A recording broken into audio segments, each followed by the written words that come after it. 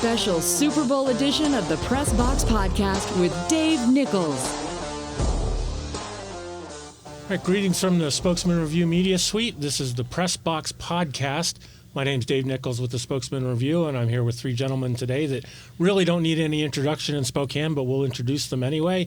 These are the guys from, you'll remember them from the Friday Night Sports Lights, Dennis Patchin, Nameck, and Rick Lukens. Gentlemen, thank you for joining us today. Yeah, hi.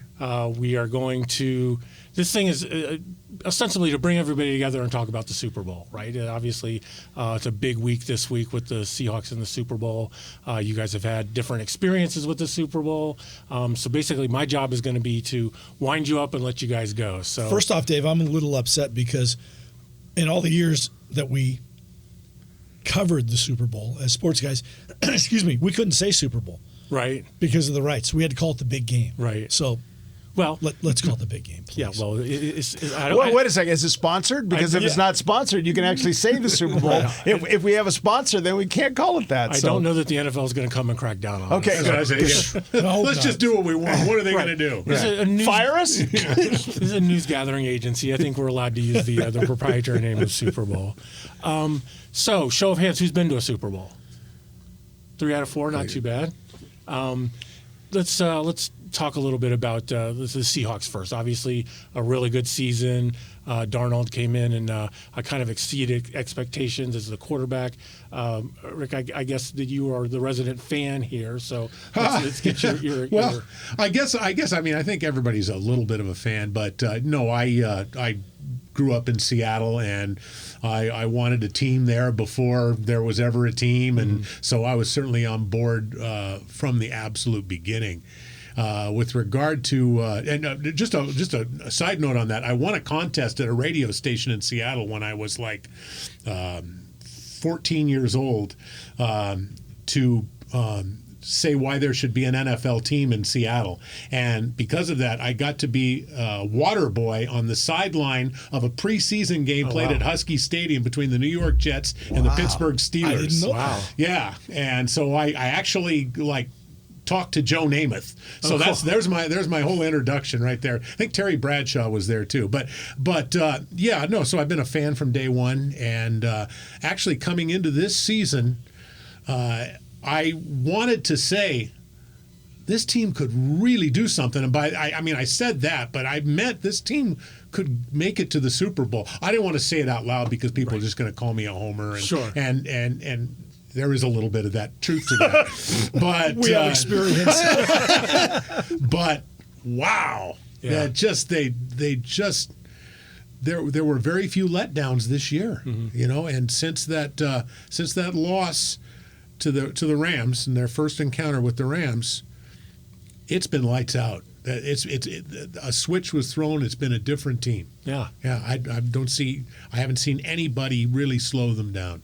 The other thing that they've had this year, other than Zach Charbonneau, was pretty good injury results this year. They haven't lost a whole lot of man time. There you go. Yeah, but here's the other thing was that they overcame a couple of injuries. They were without Julian Love for quite a while. Sure. They were without Witherspoon for a while.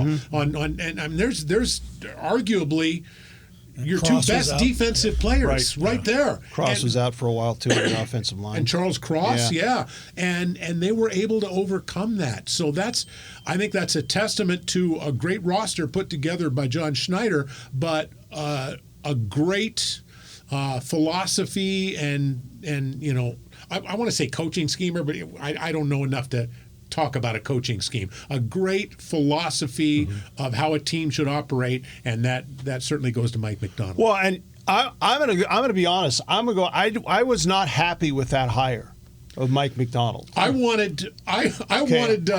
didn't care who they hired. I wanted an offensive guy. Yeah. Okay. No. Okay. I was tired of the old regime where they spent too much money on defense.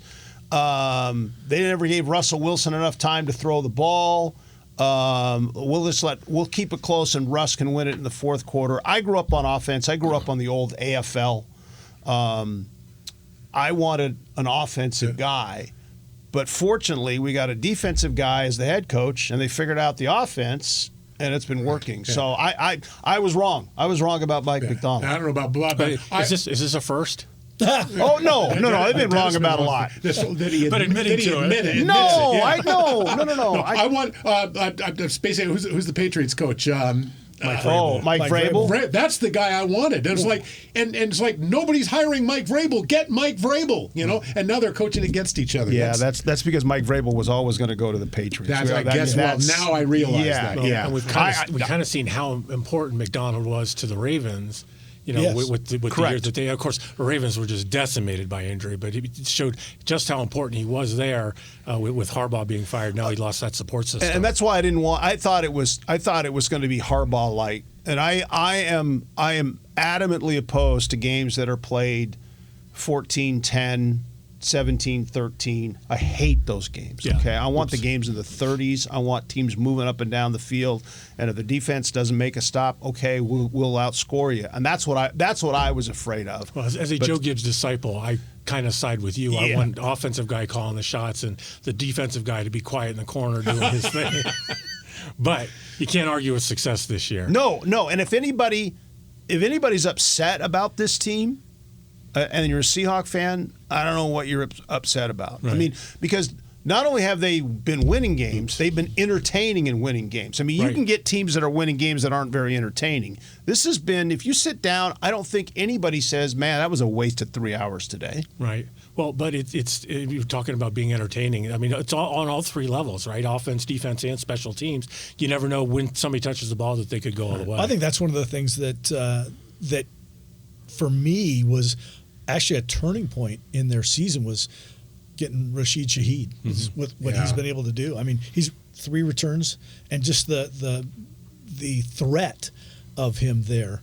It's amazing what he can turn a game so quickly. And I think, especially the 2 wins over the Rams, they had a decided advantage in special teams over the Rams. And I think that played out, and that was a big part of it. Well, and that's part of the John Schneider, what he's been able to do. And I when Pete was there, John got no credit for anything because everybody was in the assumption that, well, he's just doing what Pete told him to do. Right. Pete Carroll leaves, John Schneider gets to be in the big boy seat.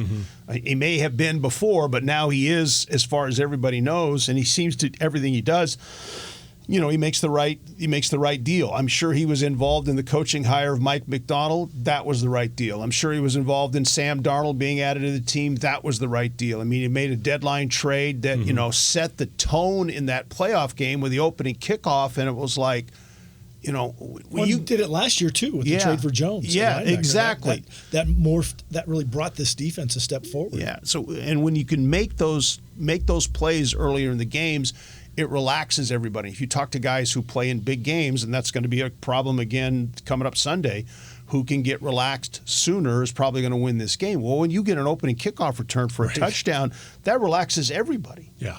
The other hire I think that was really critical, and it certainly plays really big as we sit here now, because it's Clint Kubiak. And I don't know if John Schneider had an influence on that, or if Mike McDonald said, no, this is our guy. But to get a guy who Sam Darnold was very comfortable with, and to come in and take a guy who had been maligned, I mean, who had up until his last couple of games a year prior, had an MVP caliber season, and then just went in the tank. Oh yeah, it's like right off the cliff. And for Kubiak to come in and get him headed the right direction, and then, like I said, that hinge point was that 4 interception game against the Rams. Sam Darnold has been nearly flawless since, and the mistakes he has made, the defense is able to overcome. Yeah, but he had 4 picks in that game, and they still won that game. No, they should have. They should have. They missed the 59, 60-yard field goal at the end. Kicker. Yeah, blame the kicker. I blame the kicker. I think that gave them the confidence to beat the Rams the second time, though, because they were so close when they played so poorly on offense. Yeah, they've already shown that, hey, we're as good as this team, if not better. Yeah. We'll just go out and get them this time. I am of the belief that in Sunday's game, and looking at the 3 previous Super Bowls, that if you're a Seahawk fan, you should be more confident in this game that they're going to win. I don't know if they're going to win, but I think you should be more confident in this game than any of the 3 previous Super Bowls, in my opinion. They're going to win. Right. No. I think before it was the Bronco game. Right. Okay. Because you're never confident when you're playing Tom Brady in a game. I mean, it looked like they were going to win, but you're never confident. Right. And you knew that the first game in Detroit was in essence going to be a home game for the Steelers fans, driving distance, right. Seahawk fans. I think this is the one. If you're sitting at home worried if your team is going to win this game, they might not win again. But if you're worried, I don't think you need to worry. I think you should be relaxed about the way your team is playing right now. Well, and anybody that watched any of other games during the playoffs, especially on the AFC side, that's got to give you a lot of confidence too, because it looked like the AFC this year was a battle of attrition. It's like, okay, who wants it? It wasn't who wants it more. It's who doesn't want it least. Correct. That type of thing. Well, and all year you heard how strong the NFC was, right? Especially the NFC West, and you didn't hear anything about the AFC. But I think part of that is because the Chiefs were down, right? And it's like the old days of Pac-10 basketball back in those days. If UCLA wasn't great, and Pac-12 football at the end, if UCLA and USC weren't good, the perception was the whole league was horrible, right. Which wasn't always the case. But I think that was the case with the AFC this year, and I think that's proven true that there were good teams on the NFC side, maybe not so much on the AFC side. So if we're feeling good about this thing, let's play devil's advocate. Okay. If the Patriots are going to win, what do they have to do? They got to get pressure on Sam Darnold. They got to make Sam Darnold feel uncomfortable. Okay. I don't know how many points they can get on the Seahawks defense. If you watched last week's game, it's hard to imagine them getting any. Yeah, right? yeah. I mean, to me, you've got Sam Darnold, who's starting the biggest game of his career, and he hasn't had a lot of other big games until this year. And the same thing with Drake May. He's a young quarterback. To me, it's whatever quarterback doesn't make the mistakes, because they are going to make mistakes. The pressure is going to get to you. It's the greatest game to win, and you can't. If you lose, you feel like I'm never going to get back here again. Right. So whatever quarterback settles in, I think, and whatever quarterback doesn't make mistakes, it's the one quarterback who makes the least mistakes. I don't think the quarterback on either team has to win this football game. They just can't lose this football game. And you have to think that of the two quarterbacks, it's Darnold that's got that more in the back of his mind than May does. Darnold is on his second team. Right. May's only in his second year. Right. You're like, okay, I got to win this or I'm never going to get here again. I mean, I think Sam's on his fourth team, right? He was at the Jets, Carolina, the Vikings, Niners too. Niners, yeah, fifth team, yeah. I will be very interested in how the quarterback play comes this game, because this could be a game where both quarterbacks aren't very good. Yeah. Well, I think both defenses are very good. I do too. But I think if you look at them, you'd say Seattle's defense is better than New England's. And if you look at the offenses, you would think Seattle has a better chance of being successful against New England's defense than vice versa. And one thing I think it's interesting, I was looking at some numbers. The Patriots averaged about 380 yards a game during the regular season. They were a very strong offense. Their playoff games, they're averaging 275. So they have not been able to move the ball and score points against good defenses. And Seattle's definitely a good defense. I'd take a step to the side from where Dennis is key to victory. I mean, the Rams got good pressure on Sam Darnold in the NFC Championship game, and the Seahawks were able to overcome that. I think the Patriots need to find a way to stop the Seahawks running game. They need to stop.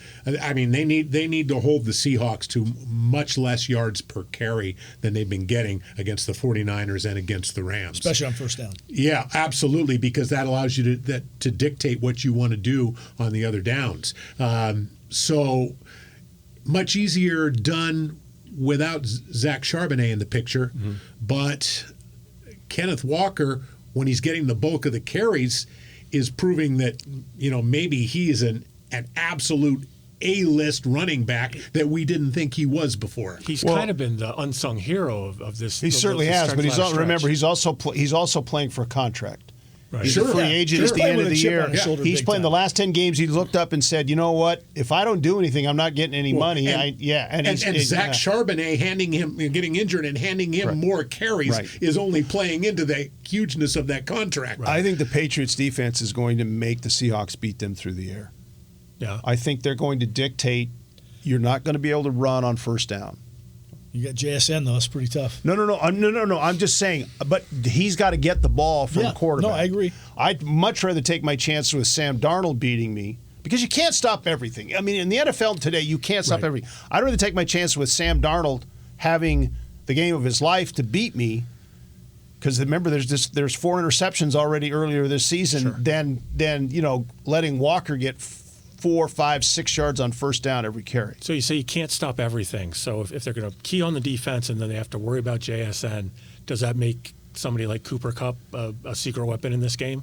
Like if you can't cover everybody, here's the guy that's still running the inside routes, still running the yes. Think about Cooper Kupp. I mean, his name hasn't been called out that much this year. No, but.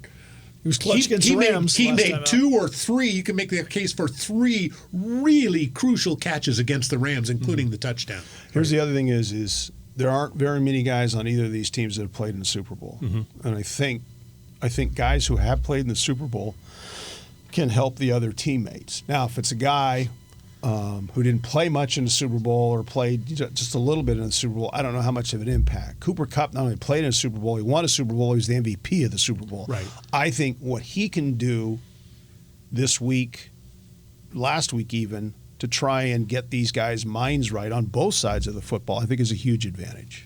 Do you think having the 2 weeks to prepare for this game, is that better for the Seahawks or has it been better for the Patriots?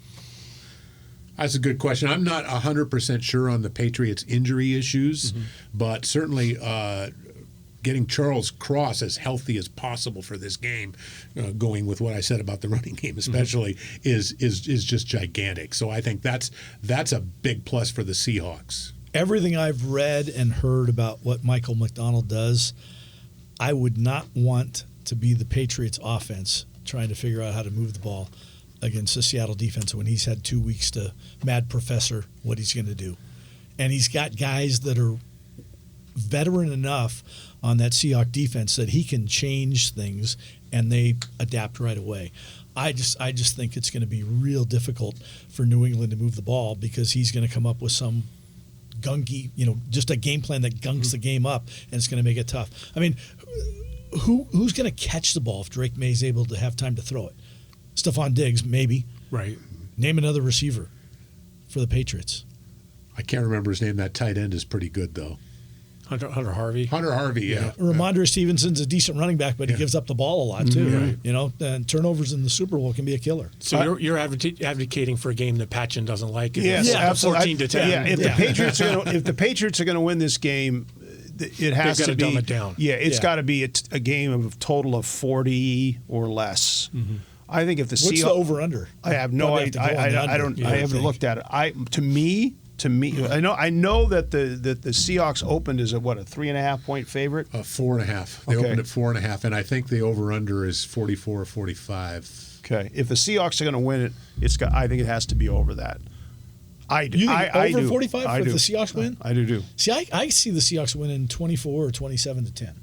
That's my guess. Okay. So that'd be you see one of the great dominant performances in the history of the Super Bowl by this defense. I do. Okay. Yeah, over under 45.5 on the Super Bowl. Yeah. I'm not saying to take that. I'm just saying if the Seahawks win this game, I think that it's over that because they score points. I think if the Patriots win, I don't think barring a punt return, kick return, a pick six, a scoop and score, something. I don't think the Patriots can score that many points to win it with that number over. And somebody asked me. I just remembered this one. Somebody asked me. And this will get people ticked. what happens that causes the Seahawks to lose this game? And thinking I would say, well, Sam Darnold is sloppy, and you know what happens is something really stupid, like almost happened in the Rams game with Reek Woolen. Really stupid play. Be that an unsportsmanlike penalty or roughing the passer late. Yeah, something like that. Just something dropping really the ball before stupid. you cross the goal line. Yeah. I mean, a helmet to helmet. Something. Yeah, it's just that can swing a game, and I really thought it was going to swing that game against the Rams, and luckily it didn't. The Seahawks were able to maintain drives and work the clock. Have you seen that video that just came out in the last couple of days? The official goes over to the sideline to explain the penalty to Mike McDonald, and he says, and it's on number. Wait, I'll get the number for you. And McDonald goes, "I know." It's not a 40. It was just classic. I think the Seahawks' margin for error to win this game is much bigger than the Patriots. That's a good way to put it. I think the Patriots are really going to have to play well to win this game. Did you ever think in your lifetime of fandom that we would be talking about the Seahawks as the dominant favorite going into a Super Bowl like this? I hope, because it seems like I grew up on the East Coast, right? And it's not as much fandom, but it's doom and gloom, right? You go into looking for the worst type of situation, and it seemed like there's a little bit of that within the Seahawks fan base as well. There still is that. The Seahawks fan base has had that for a while. Okay. It's not how are we going to win this game, it's how are we going to lose this game. Well, I think because they've had 11 years to stew over the last play the Seahawks had in the Super Bowl. Yeah, and even the Super Bowl where the Seahawks did dominate, I thought they were the better team. I thought the Legion of Boom is what's going to win that game. And certainly against Peyton Manning, I didn't think it was going to be the shellacking that it was. I'm going to tell. I'll say this. I was driving around thinking about this the last couple days, and it may surprise Dennis and Bud. Prior to the 49ers playoff game, and then the Rams game the week after, I was nervous during the week. I sat down with angst coursing through my body as I watched both of those games, and it didn't let up until the end. Wow. I'm not feeling that right now. I feel like that win over the Rams, whatever happens from now, I'm good, guys. We beat the freaking Rams. Exercise some demons. I'm good. That win over the 49ers, and I know the 49ers were beat up in the playoff game. That win was as good a win as we've seen in the postseason from anybody in a while. Oh, yeah. I mean, it was not, okay, the defense is unbelievable and the offense got enough points. I watched that game and went, I don't know. And I said at this point in time to myself, I don't know how they're going to lose the Super Bowl at this point in time after that win. I got yelled at. My wife and I are watching the game with a couple friends at our house. And finally, it's early in the fourth quarter. I go, guys, I'm sorry, I can't not say this. This is a butt kicking, and I didn't use the word butt. This is a butt kicking. And they said, shut up. What are you doing? You turn a circle 3 times and spit, knock on wood. You can be nervous about your team, Patriots or Seahawks, because that's fans. It's like, I want to win this so bad. I can't let myself think that way, so I'll think they're going to lose. What has driven me crazy, not only this year but all the years, is you get a fan base or groups of fans or even a couple guys or gals say, well, what about next year? I'm worried about next year. I mean, is Kenneth Walker not going to be back? I almost asked a question about next year, but but that's okay in this form, in this setting. It's quit worrying about next year. Yeah. Enjoy what you have this year, and then on Monday, and if you win, maybe Wednesday, you can worry about next year. Try to enjoy what you're seeing, because we all know in covering this team on a daily basis throughout all the years we've done it, you can't worry about next year. You have to worry about what's going on now, because it's only impacting the here and now. So if you're a Seahawks fan and watching this, don't worry about next year. Right. Try to enjoy whenever you watch this leading up through Sunday. Try to enjoy it. See, I think that's an inherent baseball mindset. right? Because baseball is always about next year, even though you're playing this year. Right. It's always about development. And I'll take it a step the NFL further doesn't now, work Dave. that way. Now that's college sports. Yeah. Because it's so ridiculous now. How do you have loyalty to a college team anymore? When guys, I got to play a decent amount here this year, but this other school, they're going to give me $2 million instead of $1 million. See you guys. See you later. Yeah. It's just it's so sad. Well, It's so sad. I got in trouble very recently making what I thought was an innocent, offhanded comment when Washington State hired their quarterback. So, or not their quarterback, their coach. So, Well, no, they did hire their quarterback too, though. but that is the function of college sports right now. They have reduced what made college sports great, those rivalries, and just completely stripped it away. And it's all just for the cash. Yeah, I mean, we just saw Gonzaga St. Mary's for the last time in the kennel as Right. conference foes, unless something strange happens and St. Mary's somehow ends up, if they expand basketball in the Pac-12. So and that's too bad, because that's a lot of fun to watch. St. Mary's is not going to the Pac-12. Why not? I don't believe Gives they them are. the Bay Area I don't TV believe contract. that are. And two, they're never playing each other again. If they're not in the same conference, that will never Well, even happen. if they do play each other, it's not the same thing. 'cause Hey, we're the- talking the football. conference isn't at stake. Right, exactly. Sorry. All right, so let's get prediction time here. I want final score predictions from everybody. I kind of already threw mine out. What? I'll say I'll go 24-10. Okay. Seahawks. I go 31-17, Seattle. I'll stick with what I was going to say, 35-17. Yeah. So I'm going to go now 38-17. Nice. Ooh, Nice. Seahawks, by the way. Right. Seahawks. No, I assumed as much. I think, and people, if you're screaming homers at us right now, then you're not paying attention. What you should be paying attention. I think if we were doing this in New England, we might pick Seattle. We might get a lot of hate mail for it, but I don't. I've watched all the playoff games for both teams. Mm-hmm. I don't really see, unless what Rick said, something stupid happens, or somebody making a mistake like Right.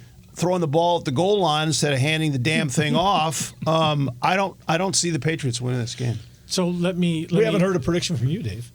Oh well, I'm just a moderator. Oh. Wow. Would we be having a different discussion if this was any other team in the AFC? This is an interesting question. Does it matter who the Seahawks opponent is this week? I don't think so. And I know they weren't very good this year, but if they were playing a team who had a lot of Super Bowl experience like the Chiefs, I would be a little bit more worried about that. From one of the things I talked about earlier, it's With a healthy Patrick Mahomes, it gets to the point of who can relax sooner. And I've been told this by dozens of guys who have played in this game. Playing a second time helps. If you win, you know how to win. If you've lost, you know you never want that feeling a second time. I think had Bo Nix stayed healthy and Denver won that game, Sure. I think Denver with a healthy Bo Nix would give Seattle a much tougher matchup than this current New England team will. Of all the teams that were in the playoffs for the AFC, the one that I would not want to be up against is the Texans. That's a great defense, and prior to a key injury at wide receiver, pretty damn impressive offense. So that would be the team I wouldn't want to play. But again, that team would be in the same boat as the Broncos would be in, a young quarterback who's never played a game at this level, just like we have this week. Yeah. To me, quarterbacks playing in this game for the first time as somebody who's covered games scare me. Scare me to a point of just don't win the game. You don't need to win the game. Just don't lose the game. Right. And that's pretty much what the Seahawks have at quarterback, right?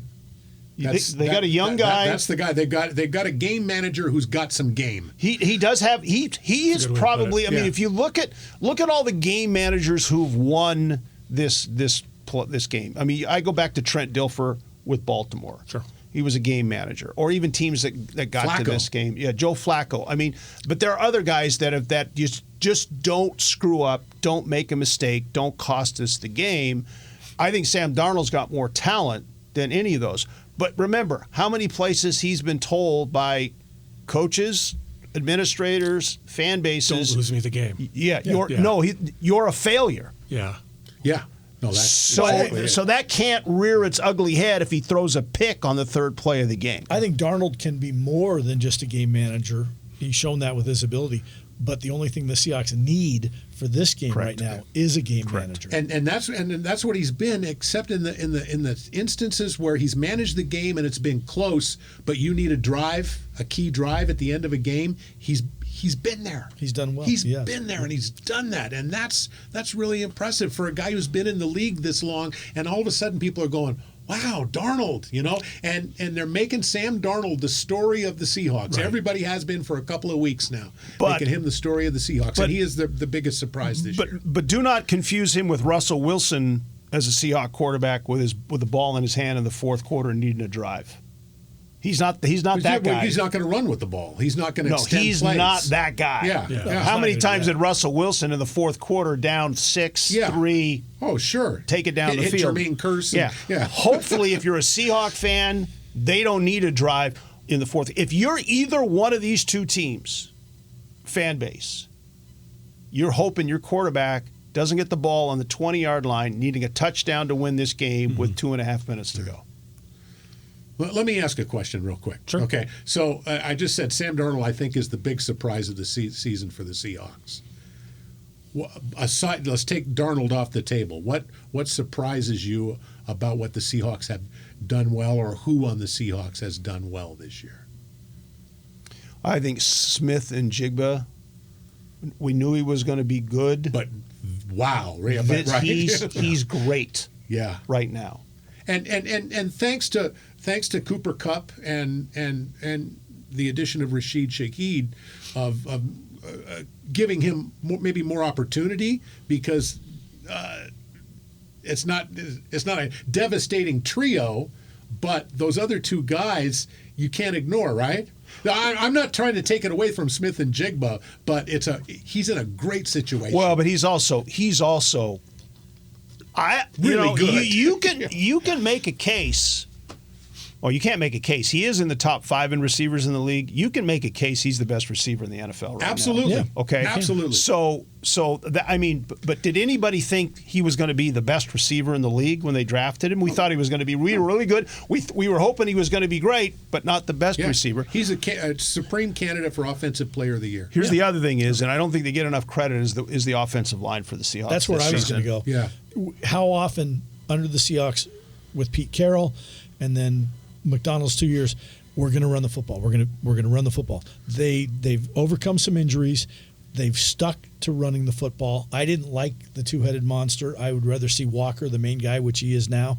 And I think that predicates things. The fact that they have been able to run the football makes such a difference, makes Darnold's job easier, takes the pressure off him, makes JSN more open when they run play action. Lucas staying healthy. Yes. How big is that? That has been gigantic. Yeah, I mean, Cross gets hurt, you still got Abe Lucas I over there. think I saw Abe at 27. Seems like he was just playing for the Cougars, but he's 27 and he's the elder statesman on the offensive line. Yeah. I love what those three guys in the interior have done. For sure. Sundell. Zabel is Gray Zabel. Yeah. Yeah, and all those guys from those little schools can't they're play. number one draft choice, and and just a real class individual. But who thinks you're going to put 3 young guys in the interior of an offensive line, not only win 14 games, but go to the Super Bowl? There aren't a lot of people in the NFL who think that's going to happen. I saw a great clip. I don't know if you guys saw this. I don't remember where I saw it. And it was Gray Zabel sitting down either in the Rams playoff game or the 49ers playoff game, sat down on the bench next to Leonard Williams and gave him advice on his pass rush. And that was on the 49er game. And Leonard Williams like, okay, thanks, dog. And then later on, Williams got a key sack in the game. He comes back and Zabel goes, did you do blah, blah, blah? And he goes, that's it. That was it, man. Way to go. He followed the advice from this rookie. That's awesome. It's unbelievable. But that's what makes this team different. A rookie is comfortable enough to go tell a veteran, this is how you can improve. And a veteran is willing to listen to a rookie and try what he says and and then go back and say, yeah, that worked. Well, we saw that with the defensive backs too. After Woolen took his penalty, Because that's when I asked this question. Yeah. That was my pleasant surprise of the year that I didn't see coming is Nick Emanwori. Yeah. And not just for what he did in that Reek Woolen situation, because he was the guy over there pulling him off the sideline, and then he was the guy getting in his face on the Seahawks sideline, and saying a rookie doing that to a veteran. But Nick Emanwori is in the middle of everything. Mm-hmm. This rookie, what was it, third round draft choice? It was the pick they got for DK Metcalf. I mean. Wow. That's worked out pretty well for the Seahawks. Yes, it has. Yeah, that's helped JSN. Yeah, sure has. So let's finish because we've already gone over a half hour. Let's finish by. You don't want to go any longer, Dave? We can do another half hour if you want to. I know we could. We certainly could. People have already probably tuned out. The hell they have. Here's my question: is what's your go-to snack for the Super Bowl? Like if you got this big buffet, anything that you could want is there. What are you going to first? I'm a popcorn guy. Popcorn.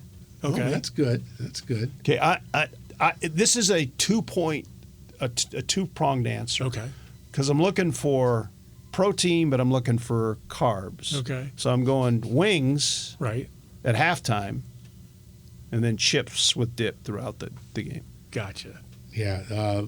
Little pork sliders. Yeah, with some onion on them. Nice. Yeah. Or coleslaw. Where are we watching the game? My basement. Yeah. 85-inch color television. Yeah, nice. yeah. To be determined for me. We got a puppy. Recently, and put him in a box. Leaving He'll be fine. Leaving that puppy home alone for very long. Can't take him if we're going somewhere. You're not putting the puppy bowl on TV for him? Yeah, well, our puppy would win the puppy bowl if it was cuteness. But so to be determined. But probably in the Lukens house. Yeah. Nice. Yeah, home definitely. Yeah. I'm not a big fan of, and maybe it's because of our profession. I actually like to hear what the broadcasters are saying. Right. And because I'm kind of, I'm sorry, we kind of broadcast the game as we sit and watch it. Right. So you're comparing what you're thinking with what they're thinking. I want to hear what they're saying. It's fun to be in a big atmosphere where there's a lot of people and everybody's cheering and everything, but I'd much rather watch it on my TV with a couple friends in my family. See, I'm the exact opposite. When I'm watching games now, you just have to write about it when it's all said and done. I don't even listen to the sound because this might be erroneous, but I'm more knowledgeable about the games and the people that are talking about. I take the commentaries out of it. Wow, Dave, that's harsh. Considering you're talking to two guys who do games on a regular basis right now, that's really. I don't listen to really your harsh. games. I know you don't. My thing is I'm with Bud, except there's maybe 4 announcers that I won't. Dennis doesn't like most announcers. I won't listen to. I won't listen to, which is really sad because one of the guys this weekend I really like and the other one I don't. Mm-hmm. So I'll probably listen to it, but this would be one of those this year that I could go somewhere in a group of people, and I don't feel like I'd miss anything. Yeah, and I like almost all the announcers. So something about them anyway. Yeah. Although like in the NFC Championship game, I once referred to Tom Brady as an idiot. Although it's like, what does he know about football? Well, I was going to ask that. What do we think about Brady as a color commentator? He got better. He's second year way better than the first. Yeah, he got better. Yeah. He does some things when he talks very specifically about a play or how somebody is doing something that you have to listen to him because he did it for so long. You know what they do? They put a thing up on the screen. He was talking, and they put up a super on the screen that said Tom Brady, 7-time Super Bowl champion. You don't have to put that. Right. It's Tom freaking Brady. You don't have to put that. Maybe he's got the same agent as Al Michaels. The agent says has to put that up there. Yeah. I think he's better. Mm-hmm. I prefer Tony Romo. Okay. I actually like Chris Collinsworth. I mean, I'm one of the few people who actually likes Chris Collinsworth. I like him too. But I think with the 3 networks, the analysts are really good. I think Troy Aikman's really good. Mm-hmm. I mean, Troy Aikman's been around long enough that he doesn't say. If he says something, you don't go, oh. You kind of expect that from Aikman. I think Romo's really good. I think I like Collinsworth. Sorry, I think he's good, and I think Brady got way better. I watched 2 games last year that Tom Brady did, and I went, man, this could be